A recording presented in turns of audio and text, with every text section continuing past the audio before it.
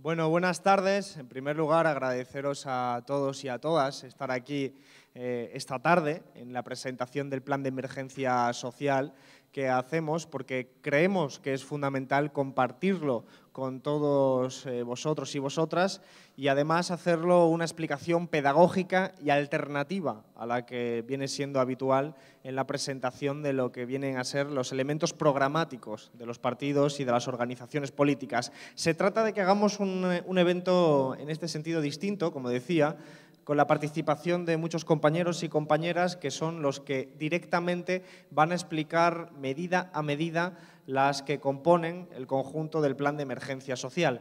Como sabéis, es un plan de emergencia social caracterizado por representar lo que nosotros entendemos que son las medidas necesarias para salir de la crisis y para rescatar al conjunto de la ciudadanía que más está sufriendo en estos momentos tanto la crisis económica como la gestión neoliberal de la crisis que han realizado y siguen realizando los gobiernos de nuestro país. Se trata de un plan que en el conjunto beneficiará a 16 millones de personas. El conjunto de las medidas, por lo tanto, tiene ese alcance, el alcance de 16 millones de personas que, evidentemente, se benefician de manera diferente en función de la partida que vamos a ir expresando. Son medidas concretas, factibles. Esto es algo que yo creo que es muy interesante de explicar. Además, en mi condición de economista, creo que es fundamental insistir en una idea. Todas estas medidas son posibles técnicamente. Lo único que falta es la voluntad política para ponerlas en marcha. La voluntad política para poner en marcha políticas que beneficien a la mayoría social. Somos conscientes de que esta crisis económica está afectando fundamentalmente a las clases populares de todos los países de la Unión Europea, de todos los países que estamos sufriendo las consecuencias de la gestión neoliberal que se basa en recortes en el Estado social, en privatizaciones, en bajadas de salarios, en reformas laborales y, en definitiva, en esa política que en nuestro país tiene ojos y cara, que se llama Mariano Rajoy. Y en ese sentido, todas las propuestas que nosotros estamos aquí defendiendo y que vamos a expresar y que vamos a defender a lo largo de todo este tiempo hasta las elecciones del 20 de diciembre, son propuestas realistas. Es más, son propuestas modestas. Son propuestas modestas porque creemos de plena conciencia que habría que ir mucho más allá de estas medidas. Sin embargo, pensamos también al mismo tiempo que tenemos que ser todos los realistas que signifique en este tiempo económico y en este tiempo histórico. Tenemos restricciones presupuestarias, restricciones de tiempo, restricciones de diferente naturaleza que tenemos que tener presente. Por lo tanto, insisto, esto es un plan de emergencia social para la gente que más está sufriendo la crisis, para la gente que más sufre el hambre, la miseria, la desigualdad, las privaciones fundamentales. La pregunta que subyace a tener que presentar este plan es la siguiente. ¿Cómo es posible que en un país democrático y tan desarrollado como es España se estén produciendo en nuestras calles, en nuestros barrios, realidades tan dramáticas como gente teniendo que pedir dinero para comer, gente tener que pedir trabajo, gente teniendo imposible calentar su hogar en invierno y que, por lo tanto, están sufriendo incluso enfermedades derivadas de no poder tener el hogar a la temperatura adecuada? ¿Cómo es posible que todo esto se esté permitiendo en un país que tiene la capacidad económica y productiva suficiente para evitarlo? Pues nosotros lo respondemos, se está permitiendo porque hay gobiernos que permiten y promueven ese tipo de fenómenos sociales dramáticos. Y, sin embargo, planteamos algo muy necesario. Hay alternativas. Sabéis que el neoliberalismo, desde luego en su versión política, ya desde los años 80 con Margaret Thatcher, quiso poner de relieve una frase y una expresión que era la de no hay alternativa. Con eso querían decirnos que no había alternativa a las políticas de recortes, a las políticas de ajuste, a las políticas que nos bajaban los salarios. Nosotros hoy volvemos a insistir en la idea contraria, en la idea de que sí hay alternativas económicas, hay alternativas políticas y hay alternativas que solo requieren de un pueblo que tenga la voluntad de convertirla en hechos. Y eso es lo que nosotros estamos haciendo con este programa. Lo van a explicar paso a paso los diferentes compañeros y compañeras. Yo solo planteo la mayoría, por no decir la totalidad, de las medidas que forman parte de este plan son medidas de sentido común. Son medidas que impiden que la gente pase hambre, son medidas que impiden que la gente tenga privaciones como el acceso a la sanidad, a la vivienda, a la educación o a los suministros básicos como el agua o la energía. Son medidas que inmediatamente hoy se podrían aplicar para que mañana no existieran esas privaciones. Y lo que necesitamos es construir la posibilidad política. En ese sentido, este plan de emergencia social creo que debería ser un eje fundamental de cualquier campaña electoral. El eje de explicar que hay que rescatar a las personas por encima de las entidades financieras. Quiero comentaros una cosilla. Cuando hemos presentado este plan, venía yo de una entrevista hace un rato y me han preguntado por el plan que se ha dado a conocer hoy mismo y me decían, pero ¿no es demasiado dinero lo que se gasta? ¿No es demasiado dinero lo que se gasta en cada una de esas medidas? Yo siempre les respondo con la misma anécdota, una anécdota que tiene que ver con una de las medidas, la del trabajo garantizado, la primera de las medidas que vamos a presentar en el día de hoy, que es que consiste, el desembolso de dinero que es necesario para ponerlo en marcha son 15.000 millones de euros brutos, 9.000 millones de euros netos. Y con esa medida se puede sacar a 1 millón de personas del desempleo. Pues aún así hay gente que nos dice que eso es un dinero imposible de poder desembolsar y que eso es una utopía. Esas mismas personas que nos dicen que eso es una utopía no se han parado a pensar ni siquiera por un instante lo utópico que parecía rescatar al sistema financiero por 55.000 millones de euros, lo utópico que parecía indemnizar a las empresas de Florentino Pérez, como la Castor, por más de 2.500 millones de euros, rescatar las autopistas quebradas de los amiguetes o los desembolsos de miles de millones de euros que se hacen cada año para gasto militar en obuses, en tanques, en misiles y, en definitiva, en productos que tienen como destino matar a gente. Por lo tanto, nosotros planteamos, se trata de una cuestión de prioridad política. Por eso son tan importantes los valores y los principios a la hora de definir las políticas, porque son los que establecen qué es lo prioritario. Si lo prioritario va a ser rescatar el sistema financiero, rescatar a los amiguetes que han hecho apuestas y les ha salido mal, o si por el contrario lo importante, que es nuestra opción, es rescatar a la ciudadanía y poner no solo a la ciudadanía sino también al planeta por encima de todas esas cuestiones. En ese sentido voy a dar ya paso a las explicaciones.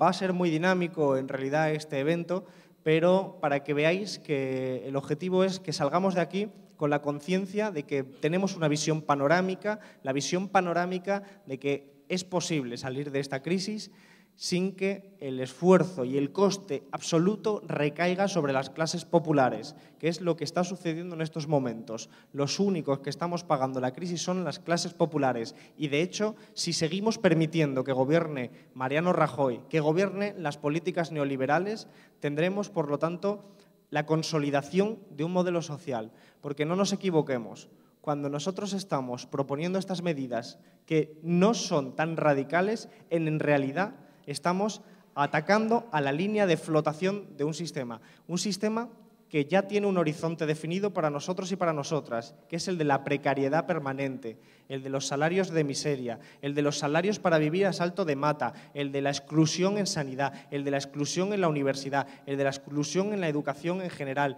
el de los recortes en pensiones. Pues bien, todo esto nosotros le ofrecemos la alternativa. Por eso quiero, antes de empezar, agradecer a los compañeros y a las compañeras que estáis aquí para presentar estas medidas por, además, el esfuerzo y el compromiso y, además, la dedicación para poder explicar las propuestas y a vosotros y a vosotras por estar, desde luego, aquí.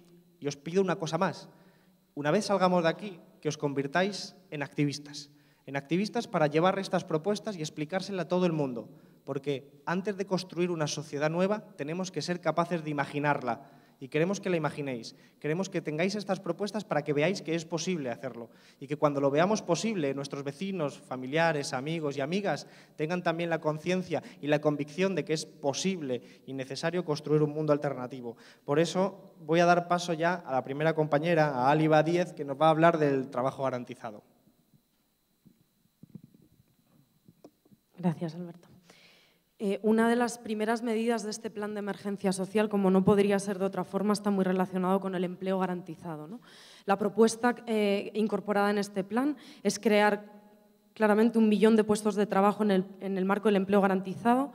Como bien sabemos todos, que no haya empleo no quiere decir que no haya trabajo. Es decir, consideramos que es totalmente absurdo tener a muchas personas que pueden trabajar, a la par que hay una serie de necesidades que no están cubiertas por nadie porque la empresa privada considera que no es rentable cubrirlas y las administraciones consideran que no son suficientemente importantes, ¿no?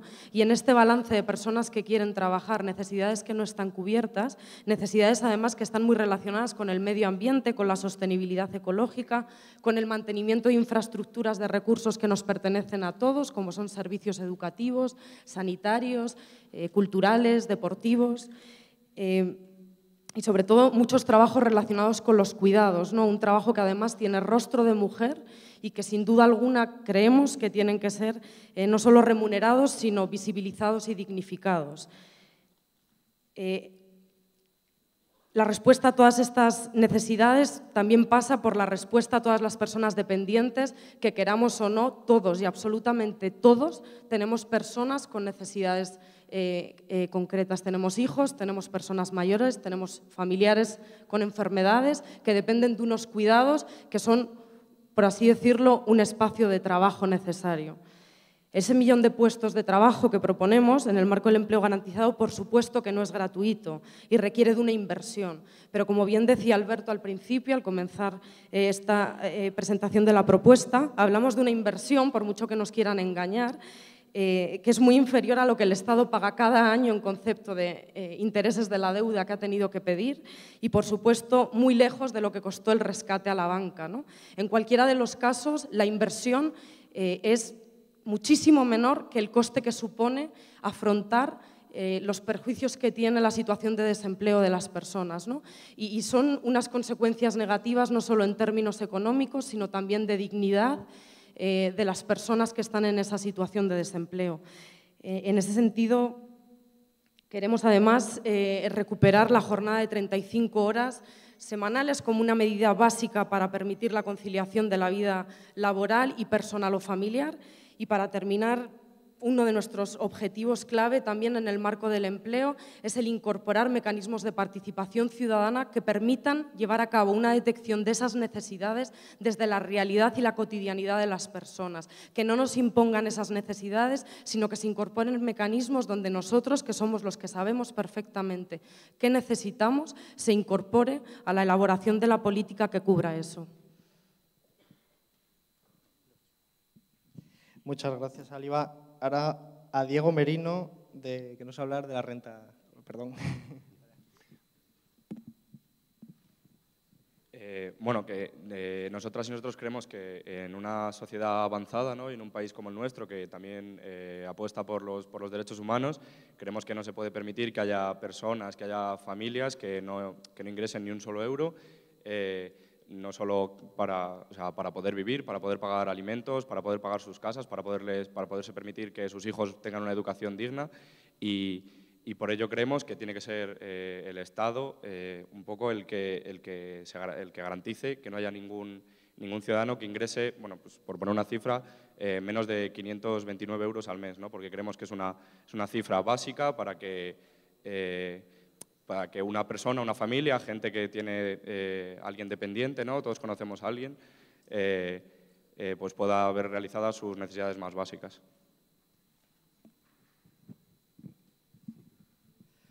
Bueno, luego tenemos espacio para poder concretar alguna cosilla que tengáis alguna duda o alguna pregunta. Yo creo que además es necesario que hagamos todo este tipo de debate poniendo en ejercicio, digamos, alguna de la parte filosófica, ¿no? Evidentemente. Por ejemplo, que veáis que estas dos propuestas que acabamos de presentar, tanto la del trabajo como la de la renta garantizada, son medidas complementarias, no son excluyentes. Se trata precisamente de interpretar que el trabajo garantizado es el eje fundamental y la renta sería complementaria porque, evidentemente, la propuesta del trabajo, como bien ha explicado la compañera, es para 1 millón de personas y, evidentemente, en nuestro país ahora mismo hay un nivel de desempleo mucho mayor, lo que significa la necesidad de seguir atajándolo con otras medidas complementarias.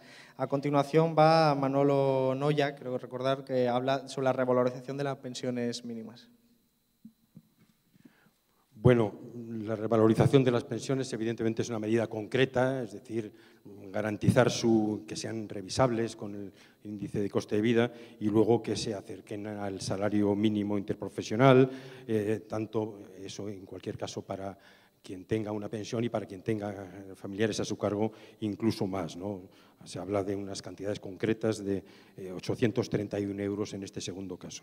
Pero a mí me parece importante empezar diciendo que esto es una medida de emergencia porque hay una política muy estratégica por parte de este sistema de cargarse el sistema de pensiones. Y por eso lo van reduciendo y nos van metiendo el miedo en el cuerpo de que es un sistema inservible, es decir, que se agota. Vamos a ver, una sociedad que se precie cuida a sus ancianos, y igual que ellos cuidaron de sus menores anteriormente.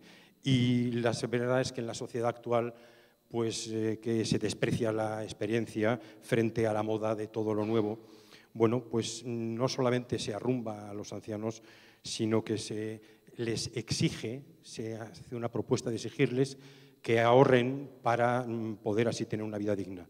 Y frente a eso es frente a lo que nos enfrentamos, ¿no? Es decir, porque primero todos hemos trabajado. Es verdad que algunas personas han tenido años en los que no han podido cotizar porque desgraciadamente les han obligado a trabajar en negro, pero además hay millones, fundamentalmente mujeres, millones de personas que han trabajado, tanto más que los demás, pero no en un trabajo asalariado, sino en el trabajo de cuidados que algunos llaman doméstico, ¿no? Es decir, todos hemos trabajado y, por tanto, el derecho de la gente a tener pensiones dignas y a vivir dignamente es de una sociedad. Imaginaros que en una tribu le dicen a los ancianos de la tribu que no, que se mueran, que no tienen nada porque no ahorraron. Y eso es lo que pretenden. Y por eso nosotros tenemos que garantizar que hay un sistema de solidaridad por la cual las pensiones se pagan con lo que tiene la gente. Esto es una estrategia desde hace decenios que vienen diciendo que necesitamos ahorrar. ¿Por qué? Porque son un montón de miles de millones a los que quieren meter en un afilado cuchillo fundamentalmente para seguir especulando y jugando con ello. Y qué poco se dice, por ejemplo, de que el coste real de gestión de la Seguridad Social es 10 veces menos que los que te cobra un fondo de pensiones por su gestión o el banco. Eso no se dice. Bien, por eso nosotros nos planteamos que, en realidad, vamos a exigir que las pensiones se actualicen, pero dentro de un sistema de pensiones que se garantice. Y para ello, primero, todas las medidas que están planteando el Gobierno son reducciones, sobre todo de las cotizaciones empresariales, y, por tanto, llevar a la quiebra y meternos el miedo en el cuerpo de que el sistema no va a ser sostenible. Sí va a ser sostenible, y si no es con las cotizaciones, que sea con los presupuestos generales del Estado. Sí, de hecho, gracias, Manolo. ¿O sí o no? Gracias, Manolo, porque creo que la ha descrito muy bien. De hecho, a mí una de las cuestiones que más me cabrea con el tema de las pensiones es cuando, por deformación profesional, los economistas a veces hablan, por ejemplo, de un problema demográfico. Dice, un problema demográfico, ¿no? Incluso le dicen crisis demográfica, tenemos una crisis demográfica. De verdad, ¿cómo es posible que una sociedad pueda decir que es un problema que los mayores vivan más tiempo? ¿Cómo se puede entender que eso es algo llamado crisis, cuando en realidad es un éxito? Es el éxito de unas sociedades que han conseguido prolongar la calidad de vida. Eso sí, también es verdad que hay que ser muy concretos y decir que no siempre prolongar la edad de vida, la edad en la que uno termina su vida, es en las mejores condiciones. Por eso, entre otras cosas, la Organización Mundial de la Salud tiene otro tipo de indicadores que expresan que no habríamos aumentado tanto la edad de vida saludable, sino que hemos aumentado simplemente el espacio vital. Todo esto es importante saberlo porque de lo que se trata es de que podamos disfrutar de un derecho. Y eso es muy importante, porque cuando nos recortan en las pensiones, nos recortan en un derecho, no en un privilegio, como nos intenta hacer creer la derecha, sino en un derecho que tenemos por haber sido trabajadores o por ser ciudadanos en el caso de las pensiones no contributivas, porque es un sistema de reparto y un sistema universal que quieren desmantelar. Por supuesto que sí, Manolo, lo quieren desmantelar por la vía de los recortes. Y, curiosamente, se trata de luchar y de hacer mucha pedagogía. Yo, por la propia experiencia, sé que hay que hacer mucha pedagogía, como en la explicación que acaba de hacer Manolo, porque mucha gente no sabe ni siquiera que el Partido Popular le recortó las pensiones. Se ha creído el discurso retórico del Partido Popular que decía que les habían incrementado las pensiones, y la desconexión que se hizo con el índice de precios al consumo significa que en este país, en el momento en el que el IPC suba un 2%, pues se van a perder 1,5 puntos de capacidad adquisitiva. Eso significa que un pensionista puede tener 1 euro más al mes en su bolsillo, pero el nivel de vida puede subir pues 10, 15, 20 euros más y por lo tanto puede comprar menos cosas, por no hablar de la capacidad que tiene ahora mismo el sistema del sistema de reparto, que está haciendo que en muchas partes de nuestro país, en muchos sectores sociales, sean los pensionistas los que están evitando que haya un estallido social, porque son los pensionistas y las pensionistas las que están sosteniendo familias enteras con unas pensiones verdaderamente ridículas. De ahí la necesidad de dedicar todo esfuerzo posible a preservar ese derecho, ese salario social en diferido que son las pensiones. Y hablando de salarios, nos toca ahora hablar sobre el salario mínimo, que lo va a hacer el compañero Adrián Paz. Bueno, compañeras y compañeros, es el momento de decir basta ya de salarios que no nos permiten llevar una vida digna, ¿no? En ese sentido, lo que proponemos nosotras es que a partir del día 1 de enero de 2016 se va a elevar el salario mínimo hasta llegar a los 903 euros. Esta cifra será en 12 pagas y este salario se irá elevando progresivamente a lo largo de toda la legislatura, de forma que en 2019 llegaría a un salario de 1.372 euros en 12 pagas o 1.176 en 14. Esta medida estimamos que puede beneficiar a una aproximación de 2.300.000 personas.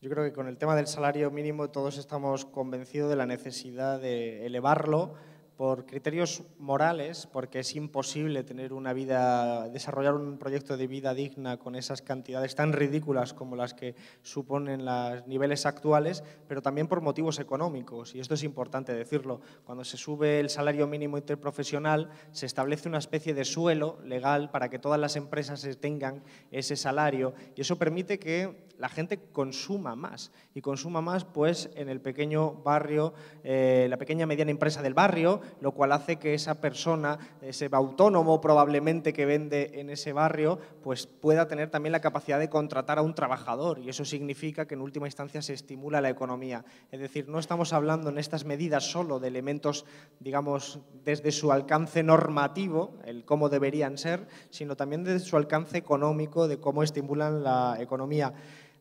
No hace falta decir que, aparte de un salario mínimo, nosotros tenemos la necesidad de incorporar un salario máximo, que mitigue las desigualdades y que impida pues, verdaderas aberraciones, como es, por ejemplo, que, hablando de las pensiones, Manolo, el número 2 del BBVA, que se jubiló recientemente, se ha jubilado con una pensión de 4.500 euros al día. 4.500 euros al día parece una pensión un poquito suficiente, ¿no?, como para llevar un nivel de vida razonable. Evidentemente, esto es intolerable que pase en sociedades como la nuestra, sociedades que tienen a 5 millones de personas desempleadas, y que encima aquellos del BBVA nos vengan a recomendar que hay que bajarse el salario porque hemos vivido por encima de nuestras posibilidades y ahora se trata de bajar nuestros salarios para recuperar la economía. Al final, la única economía que se ha recuperado es la del señor del BBVA que se ha jubilado. Entonces, precisamente en esa vinculación con los parados, toca ahora que Bea Salmerón hable de los parados de larga duración. Gracias.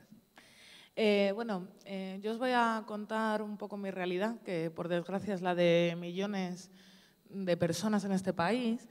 Y bueno, es que cuando empezó la crisis, mi empresa cerró y me vi abocada al desempleo, en el que bueno, pues estuve un largo periodo, unos 3 años, luego volví a encontrar otro empleo en el que bueno, me despidieron hace unos meses, ¿no? Es una realidad que no nos es ajena, yo creo, a ninguno de nosotros.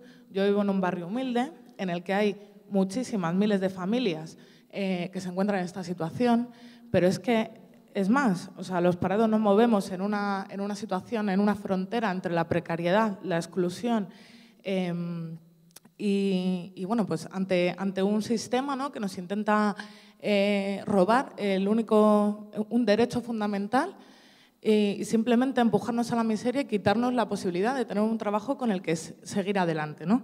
Pero es que es más, hay muchísimas miles de personas en este país que además trabajadoras de muchísimas generaciones, familias completas que viven esta situación en la que llevan un largo periodo y en el que les es muchísimo más difícil acceder a un empleo, ¿no? Por eso, en Izquierda Unida planteamos la propuesta de emergencia de parados de larga duración para contratar a personas en desempleo en ayuntamientos, en instituciones, para hacer labores, para que se puedan formar durante un periodo de tiempo, para que les sea muchísimo más fácil acceder al mercado laboral y tener una salida de cara al mundo del empleo. Muchas gracias, Bea. Yo creo que es importante además señalar todo lo de la duración del paro, porque es ponerle cara y es ponerle voz y es ponerle, en definitiva, rostro, en el sentido amplio de la palabra, a un dato que es el con el que nos suelen azotar normalmente cada vez que hay una nueva información de la EPA, porque son muy manipulables. Ya sabéis que las encuestas, pues siempre, como cualquier instrumento estadístico, puede ser torturado hasta que confiese lo que uno quiere. Y eso es lo que habitualmente se hace también desde el Gobierno. Y cuando tenemos contratos de un solo día de duración que contabilizan como un puesto de trabajo, podéis entender que evidentemente no estamos hablando de la calidad del empleo, ni estamos hablando de la duración, ni estamos hablando de nada. Hay que entrar en la profundidad y hay que ponerle rostro, porque al final se trata de personas lo que está detrás y se trata de, como decíamos al principio en la inauguración, en la presentación, de poner a las personas por encima de los números. Y eso tiene mucho que ver también con las privaciones que están teniendo cada vez más gente en nuestras sociedades, que hablábamos al principio de cómo garantizarlas, y eso tiene que ver con el suministro vital básico, que va a hablar también Enrique García. Sí, buenas tardes a todas y a todos. En relación al suministro vital básico de energía y agua, lo que planteamos es, ante la situación que se ha creado en nuestra sociedad, en la que más de casi 1,5 millones de hogares españoles tienen actualmente, sufren, mejor dicho, pobreza energética. Eso puede suponer, tirando por lo bajo, 6 millones de ciudadanos de este país que sufren pobreza energética. La cuestión de la energía no es simplemente ahora que llega el invierno y se plantea, hombre, es que ahí va a haber muchos ciudadanos que no van a tener calefacción, pero no solamente es eso. Para tener unas condiciones mínimas de vida, no solamente es poder tener calefacción en invierno, es poder tener energía para poder cocinar, es poder tener energía para que nuestros hijos puedan estudiar, es tener energía y agua simplemente para tener unas condiciones normales de vida. Frente a ello, estamos viendo que las grandes empresas energéticas, como Endesa, como Hidroeléctrica, están teniendo cada año mayores beneficios, sin contar con ello lo que ha supuesto el famoso ejemplo de las puertas giratorias y el reparto de grandes beneficios que se están llevando los accionistas de esas empresas. Para ello, nosotros estamos planteando no solamente el que haya unos derechos para todos los ciudadanos con respecto a la energía y el agua, sino el crear una tarifa que vaya establecida por tramos en función de la renta, unos tramos sociales en función de la renta, para que no haya ninguna familia en este país que carezca de los mínimos recursos para tener una existencia digna. Yo os quiero plantear un pequeño ejercicio que quiero que hagáis cuando lleguéis a casa. Cuando recibimos la factura de la luz, normalmente nos fijamos en lo que es el importe que nos ponen, el que tenemos que pagar.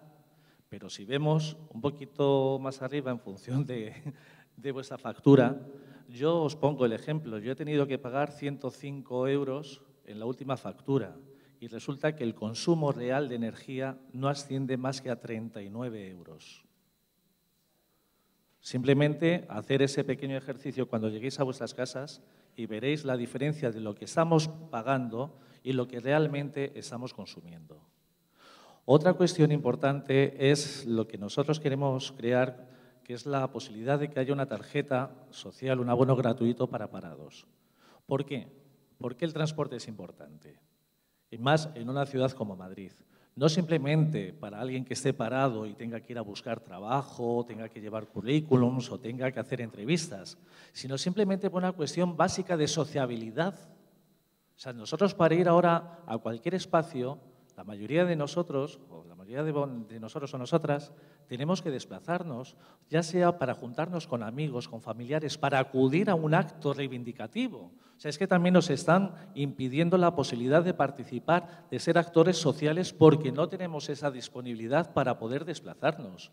Son cuestiones tan básicas, que, por ejemplo, en ese caso, podían ser beneficiados más de 500 000 de ciudadanos y ciudadanas para que no solamente sea el hecho de que tengas que ir a buscar trabajo y tengas que cada vez gastarte dinero, sino simplemente para ser una parte activa de la sociedad, que no nos dejen a ninguno y a ninguna al margen de cualquier proceso que se pueda desarrollar en nuestras ciudades. Muchas gracias, Tote. Además, por añadir, ¿no?, el elemento del transporte vinculado a una nueva forma de urbanismo, una nueva forma de movilidad sostenible y respetuosa con un medio ambiente y con un planeta que el propio sistema capitalista y el modo de producción y consumo están destrozando, están despilfarrando, tanto como recurso de energía como recurso de materiales, y la necesidad de superar eso por la vía del transporte público, por la vía de la organización y planificación. ¿Qué decir de lo que comentaba Tote sobre los suministros básicos? Creo que ese ejercicio que ha invitado el compañero es un ejercicio que debería hacer todo el mundo para darse cuenta de quiénes son los que verdaderamente mandan en este país. La propia Endesa, como una de las proveedoras, se repartió hace no muchos meses 14.000 millones de euros entre sus accionistas. Sabéis que Endesa fue privatizada hace ya unos años, primero por el PSOE, después por el Partido Popular.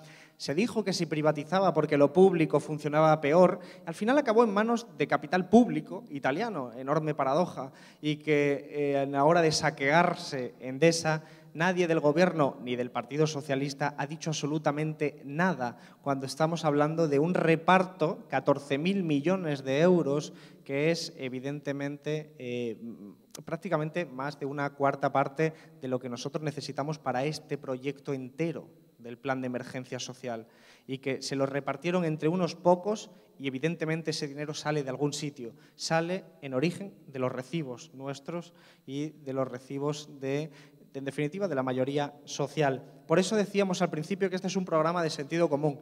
Es tan de sentido común este programa que, aunque ha sido trabajado en el marco de Izquierda Unida, que son los compañeros y compañeras que militamos en esa organización los que hemos trabajado, nosotros lo volcamos en el espacio de Unidad Popular, ahora en común Unidad Popular, porque es perfectamente complementario, porque es perfectamente debatible, porque se puede mejorar, se puede enriquecer, pero desde luego ya plantea los puntos fundamentales que nosotros queremos destacar, que es que la gente hable de esto. Yo estoy convencido, Tote, que si la gente hablara del recibo de la luz, como estamos hablando hoy aquí, y fuera el debate en el corrillo en vez de otros debates alternativos, ciertamente tendríamos una capacidad enorme de transformar la sociedad. Ese es el ejercicio en el que queremos hacerlo, porque hablamos de cuestiones fundamentales para la vida, como es el agua, como es la energía, pero también hablamos también de los desahucios y del acceso a la vivienda. De eso va a hablar la compañera Desi Ponce.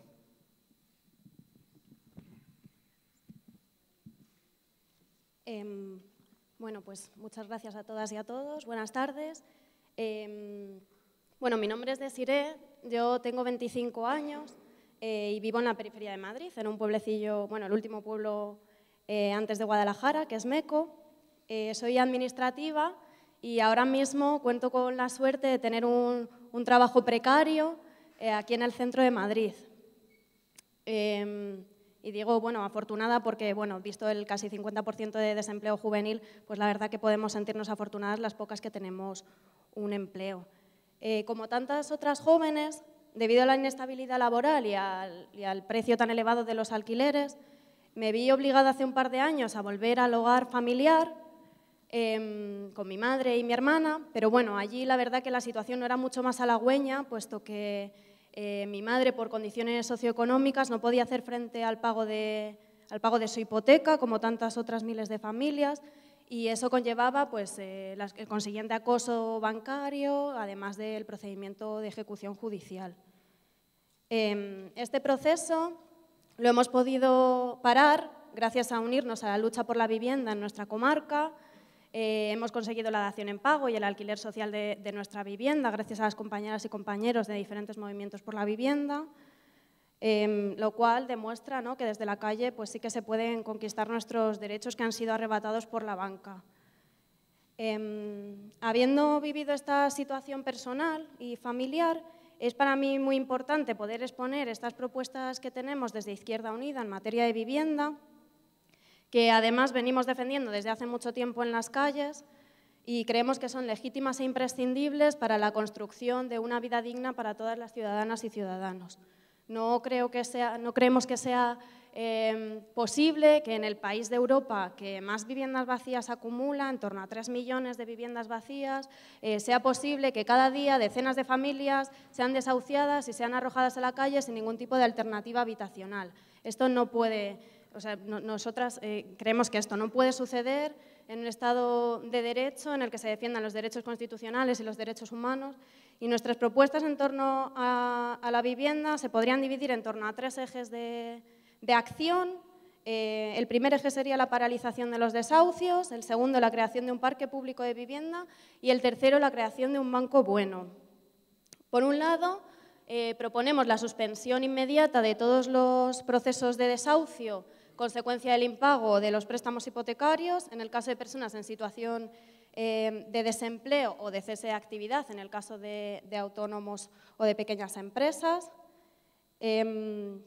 Por otro lado, creemos que deben ser aprobadas las medidas propuestas por la PA en la ILP presentada en 2013, que se presentó con el apoyo de casi 1,5 millones de firmas de ciudadanos y ciudadanas del Estado español. De esta manera conseguiríamos regular la dación en pago, así como la paralización de los desahucios, la condonación de la deuda y el fomento del alquiler social. Además, teniendo en cuenta que la ley hipotecaria española ha sido declarada en no pocas ocasiones por el TJUE, el Tribunal de Justicia de la Unión Europea, ilegal en múltiples supuestos o en múltiples ámbitos. Entre ellos, hoy mismo se ha recibido una resolución que indica que la modificación de la Ley 1/2013 en el supuesto del plazo para alegar cláusulas abusivas es contrario a derecho europeo, o sea que no estamos hablando tampoco de algo que no sea ajeno. Entonces, siempre teniendo en cuenta que una legislación no puede ser contraria a derecho y que se deben defender los derechos humanos. Además, proponemos la transformación de las más de 100.000 viviendas que están en manos de la Sareb. Recordemos que la Sareb es una entidad constituida al 45% pública y el restante 55% constituido por entidades financieras que han sido rescatadas con dinero público, con lo cual estamos ante una entidad totalmente pública. Entonces, esas 100.000 viviendas, que en la actualidad poseen más de 100.000, proponemos constituir un parque público de vivienda cuyo pago mensual no supere el 20% de los ingresos de las personas o familias que quisieran acceder a este mercado público. Desde luego que nosotras nos negamos a aceptar que una sola persona esté sin vivienda mientras haya una sola casa sin habitar. Y además, paralelamente, y por último punto, proponemos la creación de un banco bueno cuyo objetivo sería la compra de hipotecas, de la deuda hipotecaria de las familias y o autónomos y pequeñas empresas que estuvieran en situaciones más vulnerables. En definitiva, con estas medidas lo que queremos es rescatar a las personas y dejar de rescatar a los bancos.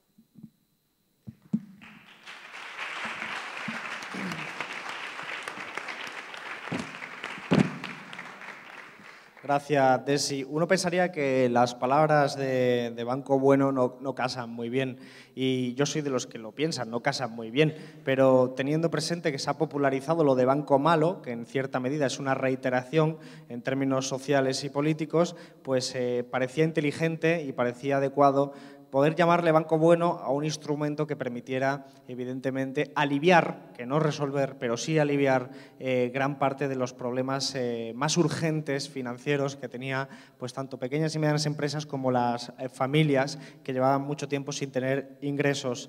Esta cuestión de la vivienda yo creo que sirve también para reflexionar. El problema de la vivienda no es un problema nuevo.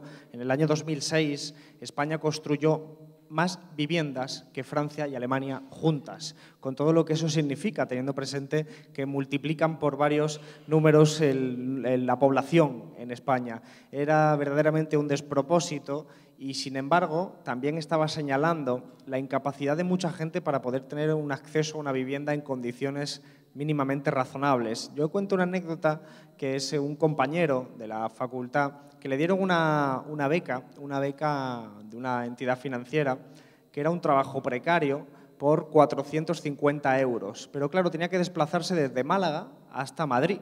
Lo curioso fue que en ese desplazamiento solo con el alquiler ya le salía a perder el trabajo que había ganado y en realidad aceptó el puesto de trabajo pero sabiendo que iba a perder. Pues es una enorme paradoja que algo que debería ser algo así como el suelo, además literalmente, que te permita poder tejer tu proyecto de vida, al menos desde ese punto de referencia, se convirtiera en sí mismo en un techo imposible para mantenerlo. Y creemos que desde las políticas públicas se puede resolver. Y evidentemente esa propuesta de alquiler de viviendas, de un stock público que ya existe porque Bankia fue nacionalizada por el Estado y por lo tanto fue quedándose con las viviendas de todos los procesos especulativos que habían fracasado. Es decir, ahora mismo el gobierno de Mariano Rajoy, o el anterior gobierno en funciones, tiene a su disposición un stock de viviendas públicas que podría poner a alquileres como el que nosotros establecemos, que no superaran el 20% de los ingresos del inquilino, para dar respuesta. Sin embargo, han optado por vender esas viviendas a los fondos buitres para especular con ellas e impedir que de esa forma además bajen los precios. Es evidente la filosofía que hay detrás, el utilizar un bien, en este caso una vivienda, como un producto con el que hacer comercio, con el que mercantilizar el propio derecho, porque consideramos que el acceso a una vivienda es parte de un derecho y así lo hemos defendido continuamente.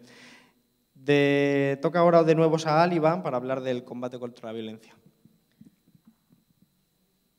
En numerosas ocasiones yo creo que habéis oído a Alberto hablar de incorporar la concepción feminista de la vida, ¿no? Y eso en el marco de este programa de emergencia social pasa claramente y frontalmente por combatir la violencia machista, por situarla como una de las mayores lacras sociales de este país en la actualidad y por considerarle una de las más graves y mayores violaciones de derechos humanos, no solo de las mujeres, sino de toda la sociedad en general. Según el manifiesto de la marcha estatal del 7 de noviembre, donde por supuesto estaremos, arroja unas cifras actualizadas que dan pavor, ¿no? Habla de más de 1.300 mujeres asesinadas por violencia machista en los últimos 20 años, habla de 70 mujeres este año y solo en el último verano 37 mujeres y 8 menores de edad. Estas cifras, evidentemente, son una muestra objetiva de que estamos hablando en el marco de una emergencia social. No banalicemos la dimensión de los hechos y no hablemos de ello como algo que no está lejos de la emergencia, porque es una emergencia social.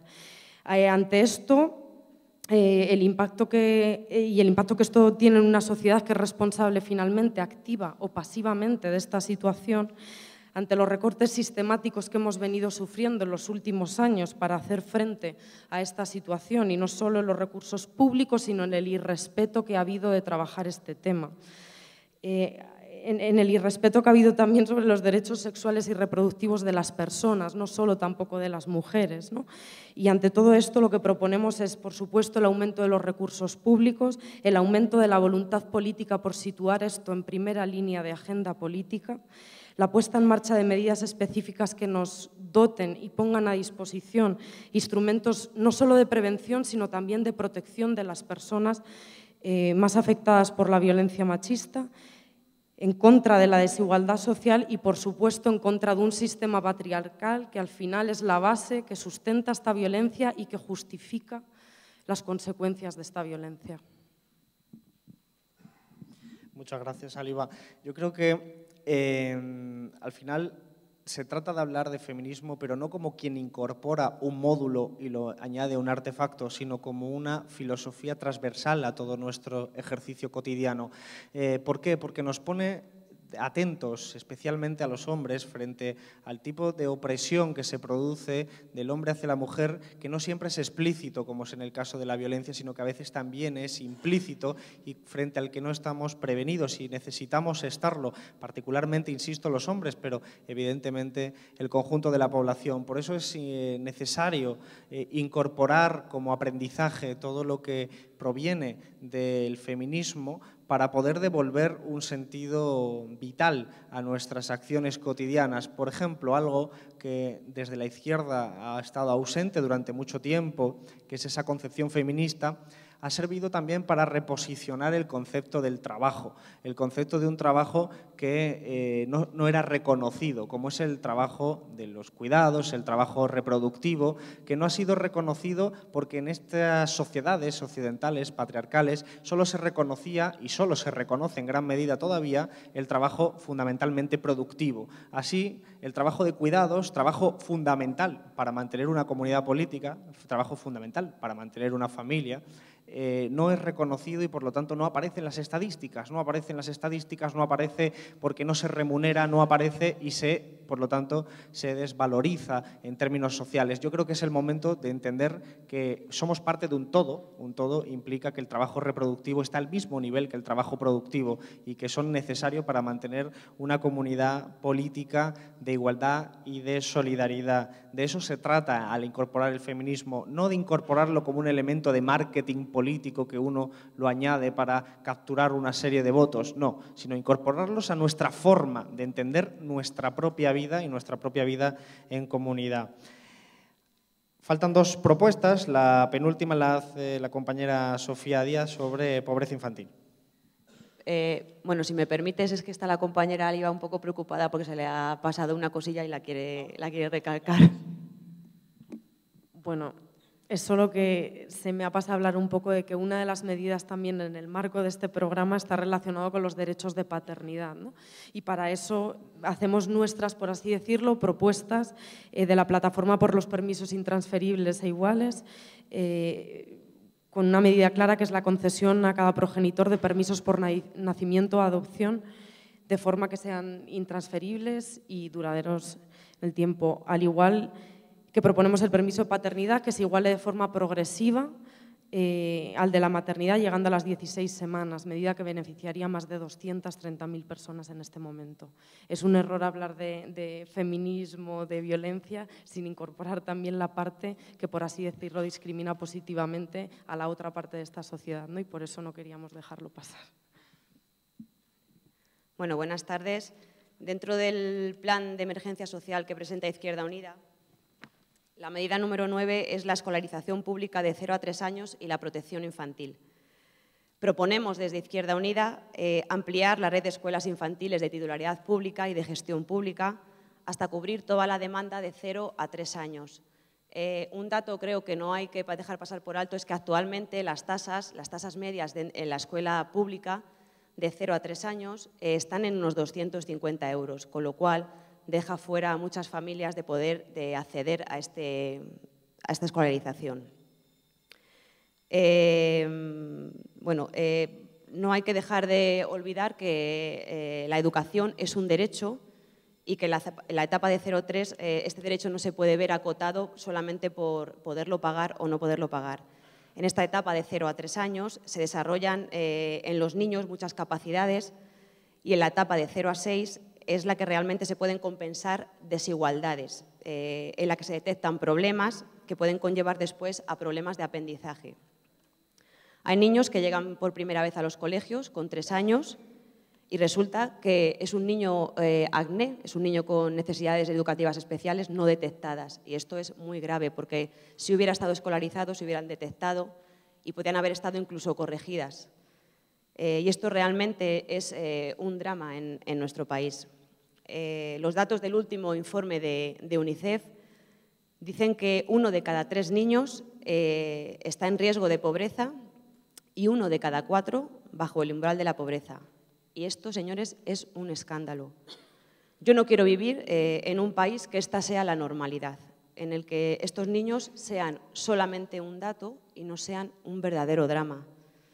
Nosotros luchamos por un país en el que ni un solo niño esté en esta situación y nosotros luchamos porque no haya ni un solo niño con malnutrición infantil. Tal y como indica UNICEF, la propuesta de Izquierda Unida, proponemos aumentar la prestación social, que a día de hoy tiene cada hijo con cargo a la Seguridad Social. Actualmente se sitúa en 291 euros, lo que viene a ser unos 24 euros al mes. Nosotros proponemos aumentarla a 1.200 euros, 100 euros al mes. Hay que recordar que actualmente la Comunidad de Madrid o el Estado bonifica a las familias que escolarizan a sus hijos en escuelas infantiles privadas con 100 euros al mes, el llamado cheque guardería. Cosa que si lo escolarizas en la pública no existe esa beca. Entonces, bueno, pues nuestra propuesta concreta es la ampliación de redes infantiles y de gestión pública, por supuesto, gratuita. Muchas gracias, Sofía. Me recuerda a cuando la Junta de Andalucía anunció que iba a dar a los niños 3 comidas al día. Y el Partido Popular salió diciendo que eso era una medida bolivariana, que era medida chavista y que era fruto del populismo. Si en nuestro país hemos llegado a una situación en la que dar de comer 3 veces al día a los niños es considerado un ejercicio electoralista, tenemos que hacérnoslo mirar como sociedad por votar a esos gobernantes. Y yo creo que, como todos los que estamos aquí somos conscientes de esa circunstancia, sabemos también la necesidad de cambiar esa realidad vinculada, lógicamente, a alguna expresión muy popular y muy evidente, que es los niños son el futuro. Es una cuestión biológica, no es una cuestión filosófica.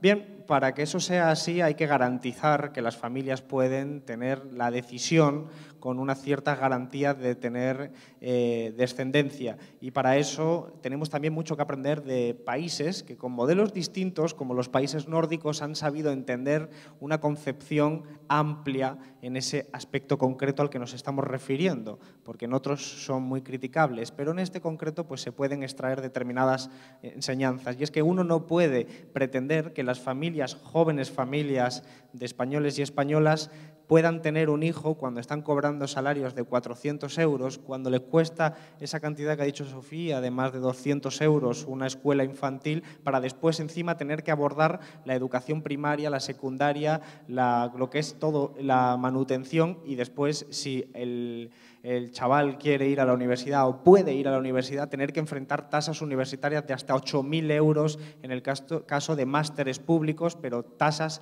que en definitiva hacen imposible que los hijos de la clase trabajadora puedan ir a la universidad. Y eso es una situación real que ya sucede y que, sin embargo, también se puede revertir. Y finalmente, para hablar de autónomos, el compañero Carlos Sánchez. Hola.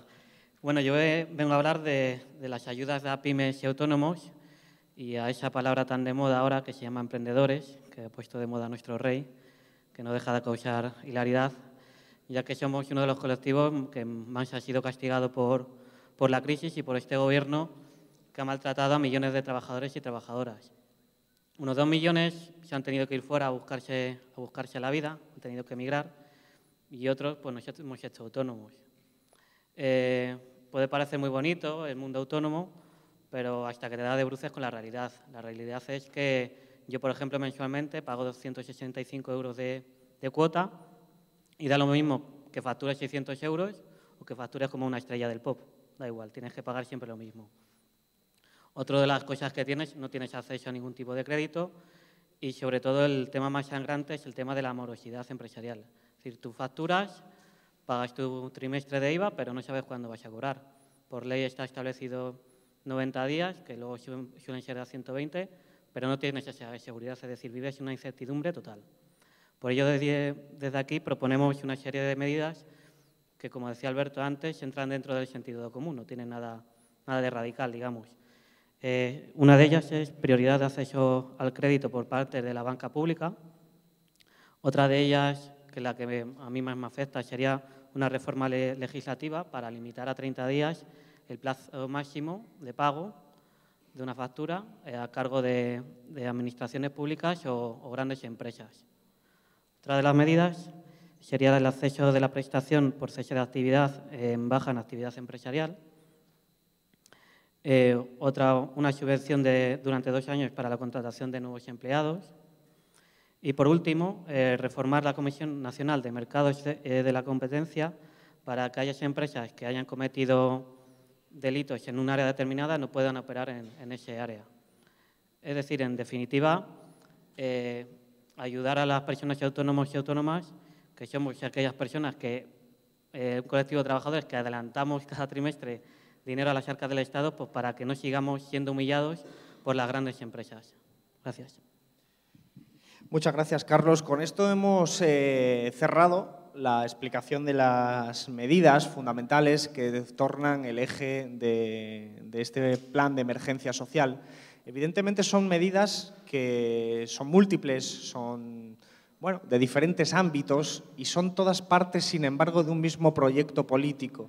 Son parte del proyecto político de transformar esta sociedad.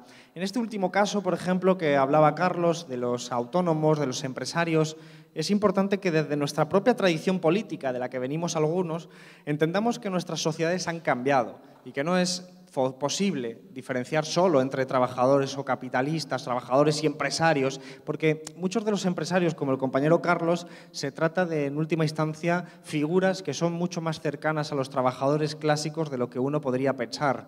No estamos hablando ni poniendo al mismo nivel a Carlos por ser autónomo que a Florentino Pérez. Y yo creo que eso es evidente, lo sabe Carlos y lo sabemos nosotros. Es posible que algún empresario no lo sepa, algún empresario en la situación de Carlos que se crea Florentino Pérez, pero eso es un trabajo también pedagógico que tenemos que hacer todos nosotros y nosotras en este ejercicio. Quiero cerrar este acto diciendo algo en lo que he insistido quizás al principio, pero quiero insistir más. Hemos hecho una relación de propuestas para transformar nuestro país. Pertenecen al ámbito de lo posible, de lo factible, de lo necesario, desde un punto de vista normativo, desde el punto de vista de que queremos transformar este país en esa dirección. Pero hemos descrito, propuesta a propuesta, por compañeros y compañeros que han vivido y viven esas situaciones que se hacen mención en esas propuestas, desde una explicación pedagógica, desde una explicación racional, desde una explicación, si me permitís, fría. Pero yo quiero transmitir, la política es pasión, la política tiene que ser cálida. La política expresa la necesidad de convertir estas propuestas políticas en un elemento de acción en la calle, de un elemento de acción para movilizarse, un elemento de acción para entusiasmarse, para que seamos capaces de ver la posibilidad de poner esto en marcha, salir a los barrios, a nuestros vecinos, a nuestros amigos, a nuestras amigas, a todo el mundo que podamos, a explicarles esto, pero no como si estuviéramos recitando las propuestas o el resultado de un examen, sino para convencerles de verdad de la necesidad imperiosa que tenemos de transformar este país, porque no podemos perder la oportunidad en este ciclo electoral, que son muchos años los que vienen por delante, en los que tendremos al alcance de la mano la oportunidad de transformar nuestra sociedad para que las generaciones que vengan después no se encuentren con un escenario de precariedad y de regresión social, sino que se encuentren con la oportunidad de vivir en un país más justo, en una sociedad más igualitaria, en una sociedad donde no exista la opresión del hombre sobre la mujer, en una sociedad que respete el medio ambiente, en una sociedad donde se respeten los derechos humanos, donde se tenga gobiernos que sean solidarios y fraternos con el resto de pueblos de Europa y que no traten a los refugiados como mercancía que se subasta, como ocurre ahora mismo en Siria. Se trata de eso, definitivamente de cómo queremos vivir en el futuro, de lo que en realidad nos están hablando estas propuestas, que pueden parecer frías, que tienen números, que tienen cálculos detrás, que hay economistas, expertos trabajando, desde luego, en poner esto en marcha sobre el papel, pero que al final esto se traduce en nuestras condiciones vitales, se traduce en si vamos a poder llevar a nuestros hijos e hijas a las escuelas infantiles, en si vamos a poder acceder a la educación, a la sanidad pública, si vamos a tener capacidad de cobrar una pensión, como decía Manolo, si vamos a tener, en definitiva, la oportunidad de desarrollar un proyecto de vida digno. Compañeros, compañeras, se trata de un concepto clásico, es el de la libertad. El de la libertad, porque la libertad no es simplemente el hecho o la situación en la que a uno no le impiden hacer algo, porque nuestras sociedades están llenas de mendigos que pueden entrar en los supermercados pero que no pueden consumir porque no pueden alimentarse porque no tienen dinero. Esos son, en realidad, nuestras sociedades modernas, sociedades llenas de mendigos que no tienen capacidad de sobrevivir porque no tienen los elementos fundamentales para hacerlo. Nosotros hablamos de otro tipo de libertad, hablamos de la libertad en sentido positivo, desde la filosofía política, de una libertad, si me permitís, republicana, de una libertad que nos interpela sobre la necesidad de tener satisfechas las necesidades fundamentales, de poder tener una vivienda, acceso a una vivienda, acceso a la educación, acceso a la sanidad, un trabajo. No son grandes cosas las que estamos pidiendo. De hecho, algo como las marchas por la dignidad se convirtió en revolucionario por pedir elementos que deberían ser parte de cualquier sociedad justa. Pues de eso se trata. Se trata de poner en marcha esas propuestas, pero no desde la imaginación, sino desde la realidad de que es posible poner en marcha estas propuestas cuando estemos en el gobierno, cuando tengamos esa capacidad para transformar esa sociedad, y que hay que insistir una y otra vez sin rendirse, porque lo que no puede ser es que miremos dentro de unos años y veamos los hospitales privatizados que sean propiedad de empresas registradas en paraísos fiscales, que miremos dentro de unos años alrededor y nuestros hijos e hijas de la clase social a la que pertenecemos no puedan acceder a la universidad porque tendríamos que endeudarnos por vida nosotros y nuestros hijos precisamente para poder intentar acceder, como ya ocurre en otros países como en el Reino Unido. Y que no queremos mirar a nuestro alrededor dentro de varios años y normalizar algo que se está normalizando en esta ciudad, que es todas las mañanas ver a centenares de personas en comedores sociales pidiendo un bocadillo para comer. No queremos normalizar eso en sociedades donde el número 2 del BBVA se lleva 4.000 euros al día por jubilarse. No queremos ese tipo de sociedad y para eso hay que luchar. Sabemos que los derechos de hoy son las luchas de ayer. Si hoy estamos hablando de defender la sanidad pública y la educación pública es porque alguien luchó en la calle en el día de ayer para que hoy la hubiera. Y por lo tanto, si queremos tener esos derechos el día de mañana, incrementarlos, ampliarlos y construir una sociedad justa, tenemos que luchar hoy. Esa lucha es electoral. Por eso nos presentamos a las elecciones, por eso confluimos en la plataforma de Unidad Popular, de Ahora en Común, y con todos los compañeros y compañeras que quieran. Pero esa lucha es también cultural, es también en la calle, es la movilización social, las marchas por la dignidad, la movilización en todos los espacios. Y por eso os sugiero, os invito, os pido que os convirtáis en activistas para transformar esto, que son papeles, en realidades, para transformar nuestra ideología, nuestro modelo de sociedad en una realidad concreta,